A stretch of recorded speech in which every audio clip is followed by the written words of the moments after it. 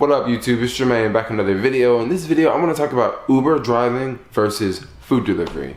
Alright, so I know a lot of you guys out there, you probably follow me and you notice that like I don't drive for Uber anymore. And a lot of people wanna know why. They're like, Jermaine, how come you don't drive for Uber? Like, it's proven that there's people out there making like $2,000 a week and you're simply not driving. Like, why are you not driving?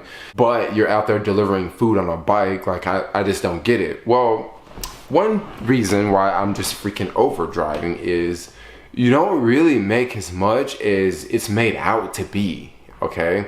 When people get these statements from Uber that says $2,000, they think that they make $2,000, but they actually did not make $2,000. So many things that you have to subtract out of that $2,000, and people don't even, they don't see it. Like, they just see that money and they think, I'm gonna go spend it. When people actually receive $2,000, they actually made a whole lot less than that. Now, it's no big secret why I love food delivery. If you follow my vlogs, you can probably figure it out. Number one, I can ride a bike. I don't have to sit in traffic. I don't have to look for a parking spot. Parking in San Francisco is really expensive, by the way. So I like the flexibility of, you know, taking public transportation with a bike, getting to the city, cycling around the city, making deliveries, and when I'm done, getting back on public transportation and coming back to Oakland. Now, when I was driving for Uber, it was totally different. Like, it was a nightmare. Like, I would have to wake up at like 4:30 in the morning and I would have to drive from here to the city. And if I woke up that early, I would get to the city in like 10 minutes. Like, it would literally take me 10 minutes to get from my driveway to San Francisco. But if I would wake up at, let's say, 7 a.m., it would take like almost an hour to get to the city. Like, that's like ridiculous. So that's one reason why I said to myself, like, look, I'm just not gonna do Uber because it's just taking up like so much time, like time that I can be doing other stuff. Another huge drawback with Uber, a lot of people don't really think about this when you go out and drive. You really have no control over what you're doing, okay? And what I mean by that, you go online, and when you sign online, you accept requests. And with the Uber metrics, you have to accept X amount of requests. You have to have a cancellation rate of a certain percentage. You have to jump through these hoops to like stay on the platform. You have to accept X amount of trips, and then you show up, and you don't know where that person wants to go. That person could literally want to go 50 miles away or 100 miles away. Go up there, and they get in the car, and you start the trip. Maybe they tell you after you start the trip, or maybe you just see on your phone, okay, yeah, this is gonna be a nice long trip. And who knows, it could be the middle of rush hour, you know? And with food delivery, you don't really have to worry about stuff like that. With food delivery, you're gonna stay in one area.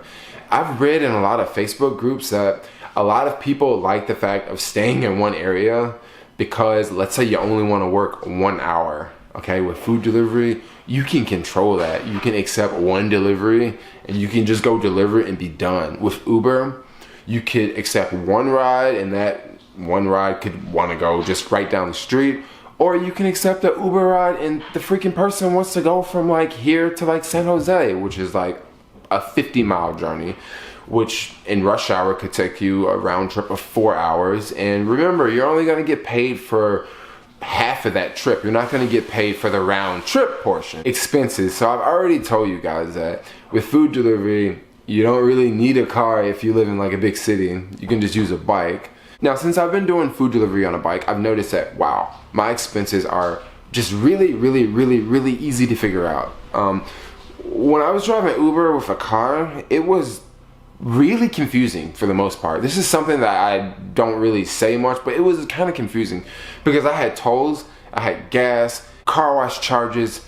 I just had all these little things, and they don't seem like a lot of fees, but they just slowly add up. And the gas can really get you because some days I would go out and drive and I would make like $100 and I would use like $20 worth of gas. Other days I would go out and drive, make $100 and use like $7 worth of gas. So that's just something really weird. And also I was commuting from Oakland, which, you know, you're gonna use more gas commuting back and forth from Oakland. And not to forget, there's the tolls and then the traffic. And with driving, I noticed that, you know, it was tricky to keep up with expenses. I mean, of course I would write them down, but when I would write them down versus, you know, writing down my expenses doing food delivery on a bike, I mean, doing food delivery on a bike, I almost don't even have to write down expenses because there are no expenses. Like, I literally wake up in the morning, I pay like, I think it's $3.60 to take the train from here to the city, and I ride my electric bike all day. And then, you know, once the battery dies, I may go charge it at WeWork, or I may come back to the house. But I literally spent like no money. Now with Uber, on the other hand, I would wake up, I would have to, you know, still pay the toll to get to the city, which is $6. But then it's the gas. Like, I'm burning gas all day. And then maybe I have to like stop and clean the car out. Maybe I need to get an instant for the car. Maybe I have to like stop and get air. So that means I have to drive on the other side of town because in San Francisco, there's not a lot of gas stations around. So sometimes it could be really tricky to, you know, find like a car wash or that little squeezy thing to clean the window.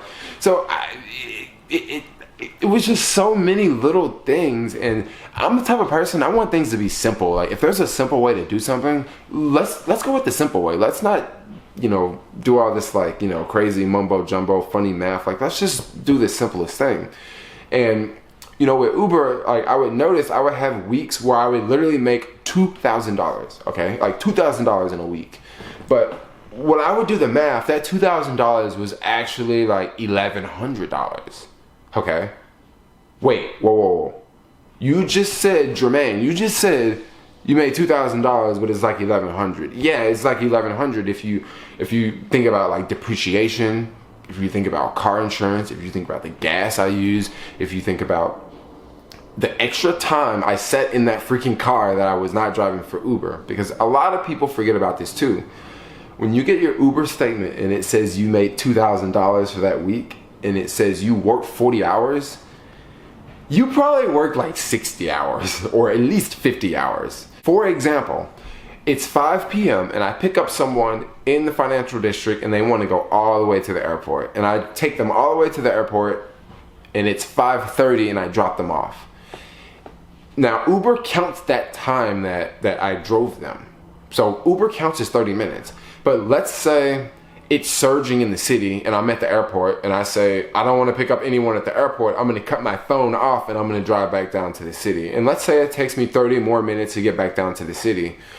Well, on my partner's statement, it's not going to show up as I was online for an hour. It's going to show up I was online for 30 minutes. But actually, I was there working for an hour. Okay? So many people think that they're making like $2,000 and they're only working 40 hours. You're working a whole lot more than 40 hours. You're working like 50 hours, 60 hours. I mean, it's possible to do in some markets. In some markets, you're able to make $2,000 a week. In most markets, that is not possible. Okay, I just want to say that is not possible. All right. Food delivery, this is something I really just don't talk about a lot in my vlogs. If you do follow my vlogs online, is you can make decent tips doing food delivery. Now in San Francisco, I don't make as many tips as I like made in New York. Okay, people in New York love to tip. People in New York love cash too. People in SF, like, I hear the same line all the time, like, I don't have cash, I don't have cash. But myself, I say that same line too. Like, when people ask me for cash, I say, well, I don't have cash either. I don't have cash. I guess that's why Venmo is so popular around here. Delivering food, I've definitely received like a handful of tips. And you know, you usually get cash tips. In the city, I don't usually get them that much. In Oakland, I usually get a lot more cash tips. And cash tips are pretty nice. Uber strongly disencourages tipping today. Like, they've sort of added it on the platform, but it's not on the app. Like, I guess they don't care if drivers accept tips, but they're not out there encouraging to tip at all. So another thing about Uber driving, I leave the most important reason for last. What I've figured out with food delivery versus Uber driving is you put way less miles in your car when you're delivering food versus when you're driving Uber. So I would go out and work the morning shifts, like the 6 a.m. shift through 10 a.m. and I would notice that some days I would put like 50 miles on my car and I would make $100. That would be a really good day, okay? That's a really good day. 50 miles in my car, I make $100. But some days I would go out and drive and I would put like 100 miles in my car and I would make $50. Like, literally, it was the opposite. And that really sucked because, you know, remember the IRS says it costs 57 cents a mile to operate a vehicle. So if I'm only making $50, okay? But I'm just put 100 miles on my car. Like, I'm really not making any money, okay? With food delivery, I've never made $100 and put 50 miles on my car. I've literally made like $100 and put like 25 miles on my car. So with food delivery, there is less depreciation. Food delivery, you're also staying in one small area for the most part. I mean, on some platforms like Postmates, they may send you from the financial district literally to the other side of the city, or it will literally take you like an hour to get there in rush hour traffic. But on most food delivery platforms, they don't send you like that far. And not all jobs on Postmates are that, you know, extreme either. I don't want to just put Postmates here on blast, but it's not like they're going to send you to San Jose like 50 miles away on a food delivery. Just wanted to make a quick video, compare and contrast Uber versus food delivery in 2016. Can you still make money with both? Yes. I mean, I'd say food delivery is a little bit more cut and dry.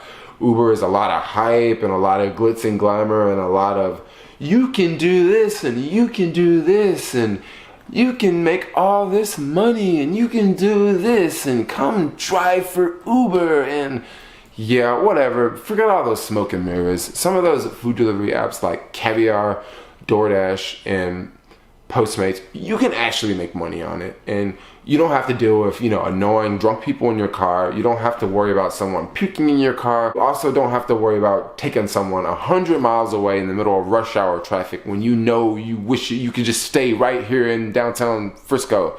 But anyway, you like this video, give me a thumbs up. You want to see more videos like this from me, subscribe. Thanks a lot for watching. Peace.